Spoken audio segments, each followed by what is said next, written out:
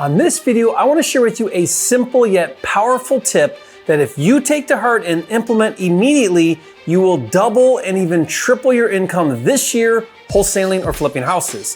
Find out all the details coming up.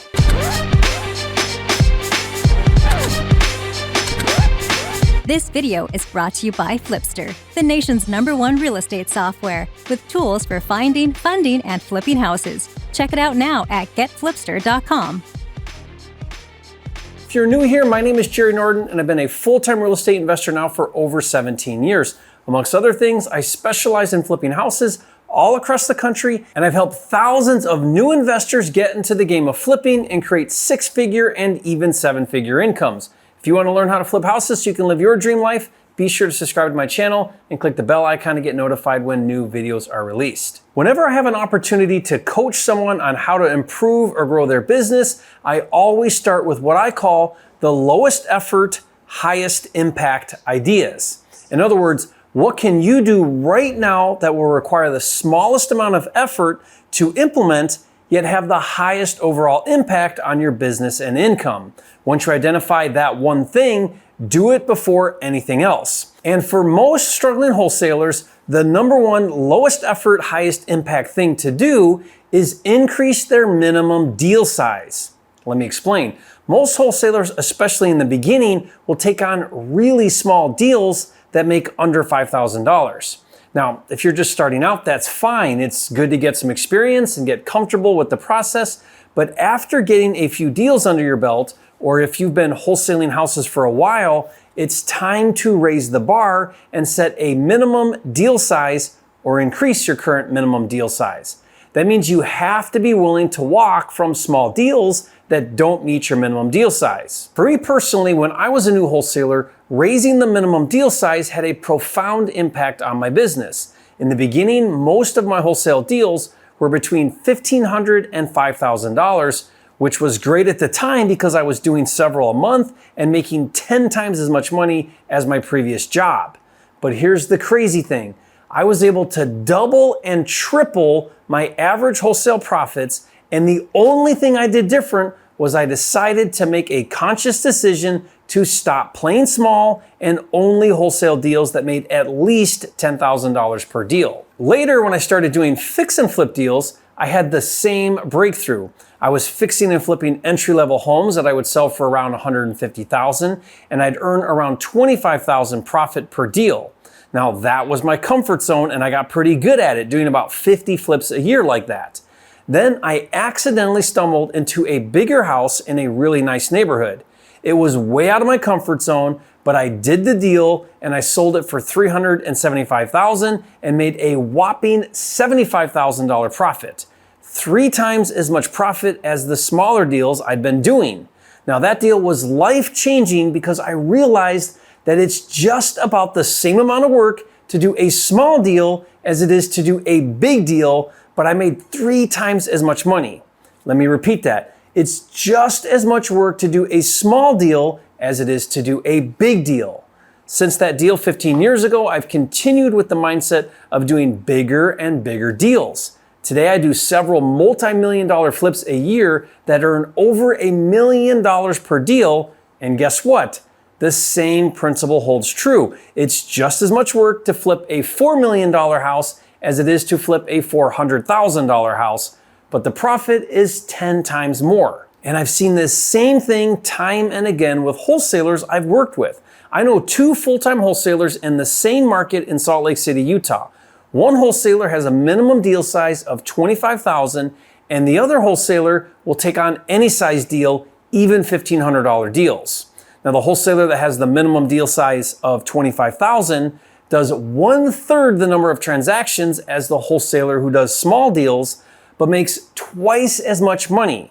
And check this out. The wholesaler that only does big deals doesn't personally go on any appointments. He has an acquisitions person close the deals, so he's not only making twice as much, but he's outsourcing the work. The wholesaler who does small deals personally goes on all his appointments, so not only does he make half as much, but he's working 10 times harder. Raising the bar on minimum deal size comes down to a shift in mindset. The biggest thing you need to realize is that your job as a wholesaler is not to create deals, it's to find deals. There's a huge difference between being a deal maker and a deal finder. You don't create a motivated seller, you find an already existing motivated seller.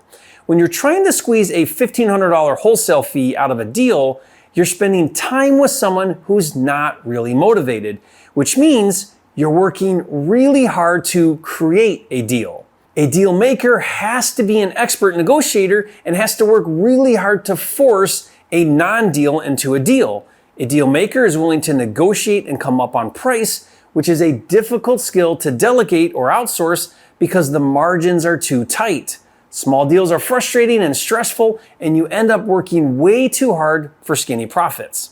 A deal finder, on the other hand, is willing to walk from small deals and only focuses on deals that have good margins. This means you're only working with truly motivated sellers. Since you have minimum profit standards and you're unwilling to negotiate and come up on price, acquisitions becomes easier and requires less expert closing skills, which means as you grow your business, you can delegate and outsource. Here are 3 reasons why you should be a deal finder, avoid doing small deals, and raise your minimum deal size.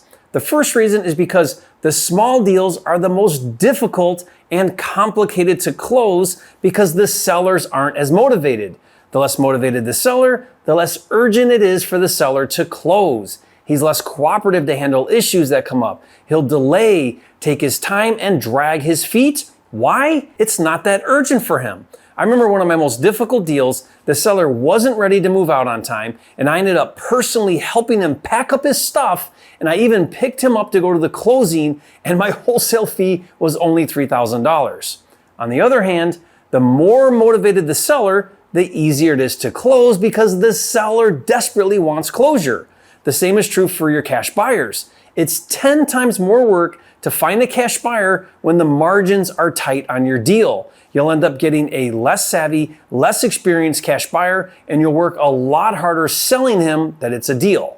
Reason number 2 to avoid small deals is a big one. When you are willing to walk from the deal and you do not negotiate, the deal size magically goes up. I can't tell you how many deals I've done where I was willing to walk from a deal and the seller came back and accepted my lower price. I recently got a deal where my offer was $120,000. The seller countered at $122,500 and said that was the lowest he could go. I told him $120 was the most I could pay. He said to me, "You're going to let this deal go over $2,500. I replied, "You're going to not sell your unwanted property over $2,500? Now, I didn't budge off of my price, and guess what? He came down to my number and I got it for $120,000. Now, that doesn't happen every time, and sure, you're gonna miss out on some deals, but this will by far be offset by the higher profit deals where you do get your price. And reason number 3 to avoid doing small deals is when you budge from your number and you're willing to do a small deal, you have a scarcity mindset. You're saying to yourself, I better take this small deal because I don't believe I deserve a big deal, or I don't believe there are other better deals out there, so I better take this deal.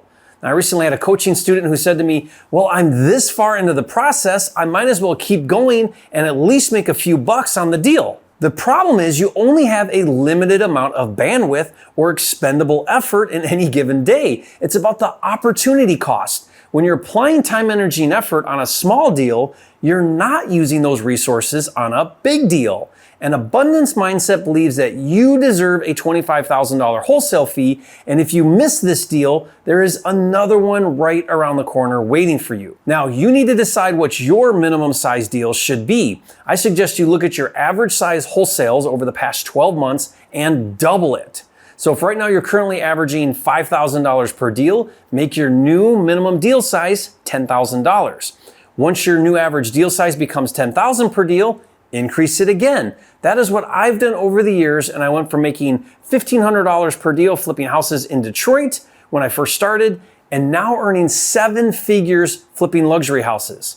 So if you're brand new and you want to apply this concept already, start out by making your minimum deal size $10,000. That will allow you right out of the gate to avoid doing $1,500 and $3,000 size deals like most new wholesalers do. In fact, I'm personally looking for good deals to fix and flip, and I'll pay you $10,000 for every deal you find that meets my criteria, and it doesn't matter where the deal is. If that sounds exciting and you'd like to learn how you can get paid $10,000 being a property finder for me, register for a free training where you can get all the details. Just go to my10kcheck.com. In fact, if you're working on your first wholesale deal, I want you to scrap everything you've been doing up until now and watch a video where I show you the fastest way to get your first wholesale deal. Best of all, I'm going to show you how to do it with zero marketing cost. So watch that video now, and if you haven't yet, be sure to subscribe to my channel. With over 750 videos, this is the #1 channel on YouTube for all things flipping, and I'll see you on the next video.